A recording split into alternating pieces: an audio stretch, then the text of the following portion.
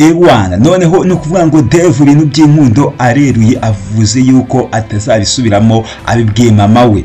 Ese Dave ahanga ari mukuri cyangwa Dave ari mu buyobe? Ese Dave ntiyaba agiye kwikura ku mwana umukunda bikazarangira zitaragorinse nka mbere uko byagenze, bikazarangira yirirwa yikubita avuga yuko yabuze umukunzi, kandi mu by'ukuri yari yabonye umwana umukunda, yarabonye umwana imbere ye, umwana uhora umushakisha umunsi ku wundi, umwana wamurwaye, umwana nyine warwaye akadege kubera we. None kuri ubu ngubu ari kumwikura avuga ati uyu nguyu ntabwo mukunda. Dave uribuka ibihe waciyemo, uribuka ibibazo wanyuzemo mbere, ujya mu nkundo zijabuka, none kuri ubu ngubu ubonye umwana ukwikundira ubyikuyemo. Gusa ku ruhande rumwe kumukaza nibyo, ukaza Benita nibyo kuko nawe yagukoreye amakosa, ariko wibuke ko n'abandi bakobwa mwakundanye bayagukoreraga. Wenda warabyoroheje kuri ubu ngubu ntabwo ukigira rwa rukundo nko rwagiraga kera, rwa rundi rwa rukugora, rwa rundi rukuvuna, rwa rundi urwara umuntu. Ariko se tuvuge yuko Dave ibi bintu utazabyicuza, reka dutegereze Dave tuzarebe ukuntu bizagenda mu gice gikurikiye. Ariko Dave nabona ibi bintu bizamukoraho uku kuntu ari kwirya kuri Benita, umukobwa umukunda w'ikimero. Ibi bintu bizamugora kabisa, Dave bizamugora. Yannick agiye gukoresha iki kugira ngo ahuze ku isi na Kelly? Murabizi neza yuko umukobwa uri gukundana n'ubundi na Kelly ni umwe muri famiye yande ya Yves. Yves akora muri kampani ya Yannick. Yves atereta mushiki wa Yannick. Ese Yannick ko mubizi neza ko Yannick nta handi yakura amakuru atari kuri Yves. Najye kumenya amakuru kuri Willy azaca kuri Yves. Yves nawe naza kumva Yannick, akumva Yannick ari gushaka amakuru menshi cyane kuri Willy. Yves nabizi neza ko ashobora kumuhakana ntayamubwire, akamubwira yuko atanamuzi. Ikindi noneho reka tuvuge, Yves naramuka abwiye Yannick yuko Willy ari mubyara we bizagenda bite? Urumva byageze muri famiye noneho. Willy ni umufamiliye wande wa Yves, kandi Yves nawe ni muramu wande wa Yannick. Nimara kumenyekana yuko n'ubundi Willy ari mubyara wa Yves bizagenda bite? Umukobwa niba arafite bamuhereza Willy cyangwa Yannick isezerano rya Chris ararigeraho ate? Najya kubaza amakuru Yves akayamwima, ararigeraho ate kugira ngo abibone? Turabizi Yannick akoresha amafaranga n'imbaraga. Ese arabikora mu yahe mayira? Kereka naza kumenya kari akabanga mbere, akamenya yuko n'undi Willy ari umufamiliye wa Yves akabimenya mbere, kuko n'abatabizi n'abatabimenyeho bizagorana kabisa. Kuko nzi neza yuko abimenye ntiyirirwa bibaza, wenda Yves yagenda akagira ibyo akora, wenda kwa kundi nyine umuzi akagira ibintu bye yikorera, ariko namara kubimenya aruko Yves abimubwiye bizaba bipfuye, umugambi wabo uzaba upfuye. No kuvuga ngo Yannick nabaza amakuru menshi kuri Willy ayabaza Yves, umugambi uzaba upfuye. Gadi murabona ko uyu mukobwa akomeje amuhatira, ubwo ndavuga Julie yamubwiye ati tujye kwipimisha. Noneho ikintu cya danje kibayemo kibonetsemo, Julie yabajije Gadi ete se ari ngewe usanze nyirwaye byagenda bite? Ati ngewe nsanze yirwaye twakomeza tugakundana. Noneho Gadi nababaza Julia atari ko se usanze nyirwaye? Ati byahita birangira kuko nge sindi Juliette. Ariko baramubwira ati ubwo nyine uri Romeo ariko nge sindi Juliette. Urumva ukuntu noneho Julia yabikomeje. Urumva yuko Julia nasanga Gadi yirwaye barahita bashwana.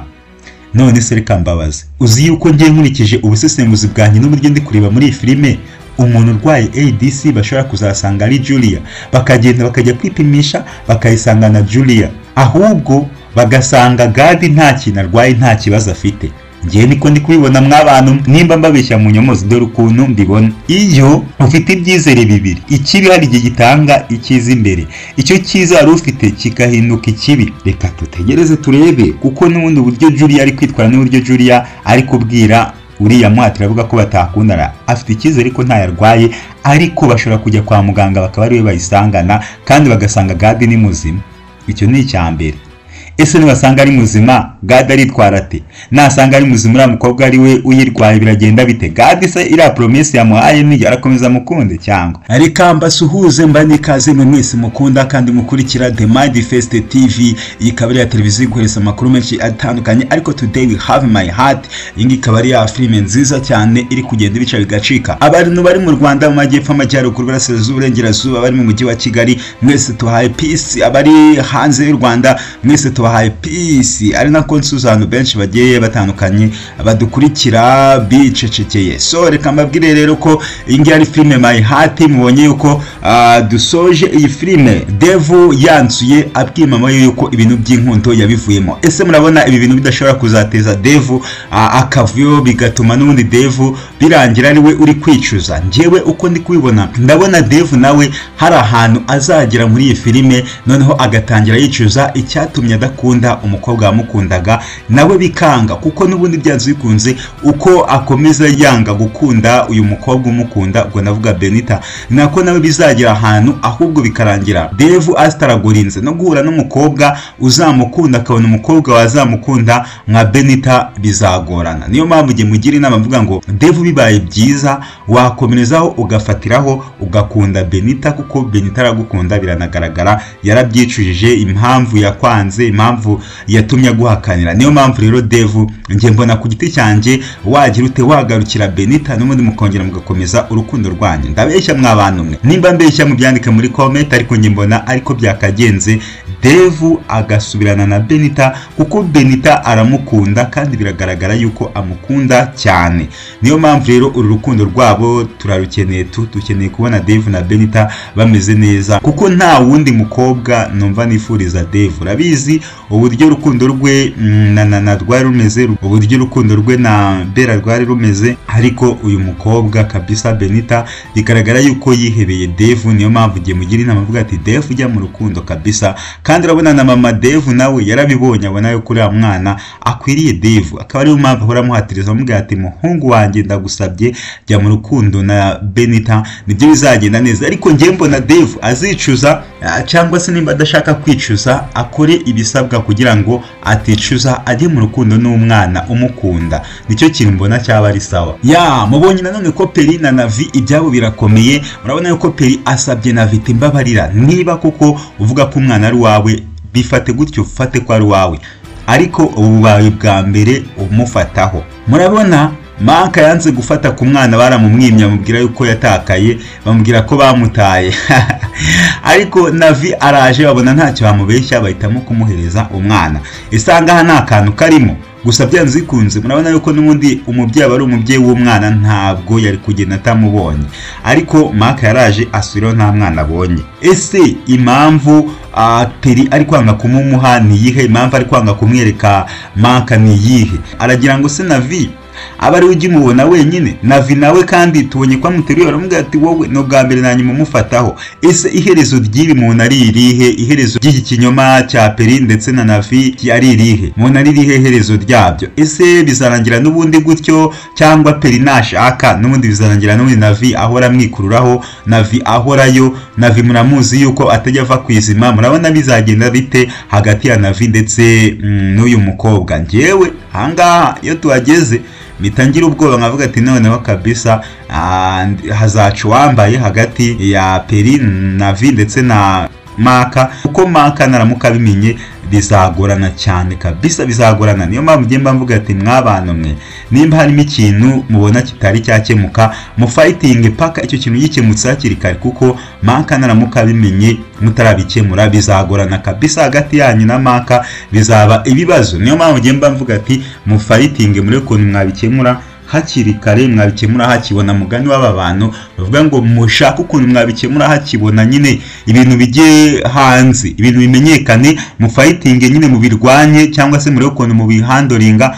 Ariko Maka nawe abizi, yabimenye, azi byari byo, kuko uko mubitinza ndabizi neza ko Navi ashobora kuzikaza akaza akabasenyera. Rero mu kugira ngo mwirinde gusenyerwa, mwirinde ikindi, ndavuga Peri wagenda ukabivuga cyangwa ukareba ukundi kuntu ubivugamo, kugira ngo Maka atazakurakarira uwo munsi ibaza kurakariye mu bana. Ikiza bivuga ngo ngubu utari wajyayo niho byagenda neza, kugira ngo ibintu bigende neza nyine abantu babimenye. Ariko ndabona namwe ibyanyu bizagorana kabisa, Maka nabimenye. Navi kuba abonye umwana ni byiza, ariko mwibuke yuko Maka mutamumweretse. Navi rero ashobora no kwishongora nyine akavuga yuko ari we bamufasheho bwa mbere. Urumva icyo kinyoma? Ese Peri uzabihandura ingute?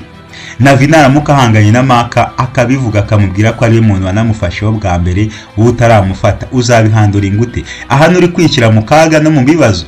aha ntabwo ubona yuko Maka nabimenya nawe mutazoroherana. Njyewe ahangaha misengera ubwo mbonye umwana wamuhaye Navi kandi Maka ataramuteruyeho, kandi uvuga yuko umwana ari wa Maka kandi Navi muramuzi ashobora kuzishongora n'ubundi akazabibwira Maka. Ibyo bintu nibagira n'ikibazo akabimubwira, mwe muzabifata mute, muzabyakira mute?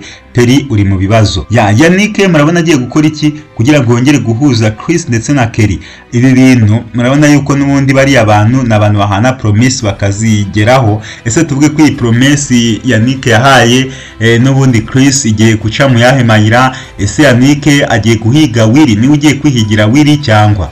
Urabona yuko n'ubundi murabona Chris asigaye yishimye ameze neza, avuga ati byanze kunze n'ubundi ikintu twe duhanyeho promise turagikora. Ubu no kuvuga ngo ategereje yuko Yannick azabikora. Ese Yannick agiye gufatinga yongere bikore nk'ukuntu yabikoze Yves? Murabona Yves ibyo yamukoreye Chris yakundaga Nina, noneho abona bitazakunda ahitamo kumuha Yves. Rero abonye fight yakoze. Ese Yannick agiye gutambika iki mu rukundo rwa Willy na Kelly? Ese aha ntibyaba bigiye gutuma n'ubundi Willy agiye guhigwa? Wasanga Willy agiye guhigwa nawe bikazamugiraho ingaruka ibintu by'uru rukundo. Yannick arabikora ate ko mumuzi? Yannick muramuzi ni umuntu ukoresha amafaranga n'intambara. Amafaranga n'intambara nibyo bintu biri imbere kuri we. Ese tuvuge yuko bizagenda bite? Tuvuge yuko agiye guhiga Willy cyangwa biragenda bite? Arabizi yuko n'ubundi Willy ntacyo apfana na Yves. Ese Yannick namara kugera muri company akumva ko Willy ari mubyara wa Yves, biragenda bite? Wasanga yari yateganyije ikintu kibi cyo kuba agiye kugikorera Willy, yazajya kubaza amakuru, abaza amakuru ya danger. Murabizi ashobora kuzagenda kegera Yves akamubaza amakuru menshi kuri Willy. Ese najye kubaza amakuru menshi kuri Willy Yves agahita bikeka akamuhisha, kandi murabizi yuko Willy ni mubyara wande, ni mubyara wa Yves. Yannick namenya yuko saho bwari mubyara wa Yves. Ese ahangaha uru rukundo rwo mwizi company murabona bizaba bimeze, turasanga abantu bose n'abavandimwe. Yves azajyana mushiki wa Yannick, noneho Willy nawe murumva nyine nawe nuwo muri famille n'ubundi yande, nuwo muri famille n'ubundi ya Yannick, kandi murabizi Yannick nawe akunda Chris. Ese biragenda bite? Se izi famille ntabwo zizajye zisanga ziri gukoranamo zo ubwazo? Izi famille ziri muri iyi filime ntizizajye zisanga zo ubwazo ziri kugenda zikoranamo gake gake batabizi? Ibi bintu ni bya bindi umuntu ategereza nyine avuga ati reka ndebe iherezo ry'ibi bintu. Ariko Yannick ndabizi neza ko agiye gukoresha amafaranga n'intambara. Iyi ntambara ya Yannick rero reka tuyitegereze tuzarebe ukuntu bizagenda, ariko byanze kunza ahantu hagiye kuba ikibazo gikomeye cyane. Kandi noneho niba bashobora no kubipanga gutyo nanone byagiramo hagati bikarangira n'ubundi babonye igisubizo cyabyo, bikarangira n'ubundi babonye yuko Willy ari umufamiliye ntacyo bamutwara, none se Chris akababara. Nanone Yannick ashaka kubikora nyine kinyamwuga, ariko nababaze Chris nk'umuntu nyine w'inshuti ye ikomeye ya hafi. Kuri Gadi akomeje kwanga kujya kwa muganga. Murabona yuko Gadi afite ubwoba, avuga ati mana yanjye ndamutse ngiyeyo umushiri wanjye akabona naranduye yahita nyanga, nibwo bwoba yifitiye. Ariko ngiye ukuntu mbibona muri filime mu gice gitaha, man Gadi nibajya kwipimisha muzasanga uriya mukobwa ari we wanduye. Kubera iki? Gadi barabiganiye yemera yuko asanze we yaranduye nta kibazo, ariko uriya mukobwa ati nahita nkureka. Aha rero bashobora kuzajyayo bakajya kwa muganga tugasanga uriya mukobwa, ubwo ndavuga Julia, ari we wanduye. Byagenda bite dusanze Julia ari we wanduye? Nibyahita bigorana mw'abantu. Ubwo se yaba kivuze iki? Ubwo Gadi yahita mwanga nawe cyangwa akomeza akamukunda? Yivugiye yuko we atamukunda, avuga ati ninsanga waranduye uzahita unsezera, uzamenye ko nta kindi kintu tuzongera kuvugana nawe, nta kindi kizongera kuduhuza. Aramutse sanze we yanduye gusa Gadi yabyemete ari we wanduye twakomezanya, ariko amushuwa ko ya mukobwa ahubwo ari we wanduye, kuko Gadi Imana izamutabara, kuko n'ubundi ubona yuko we ntabwo yabigize ibya danger ngo abigira intambara ngo wenda ngo we yahita mwanga ngo kubera yuko ngo asanze we yaranduye.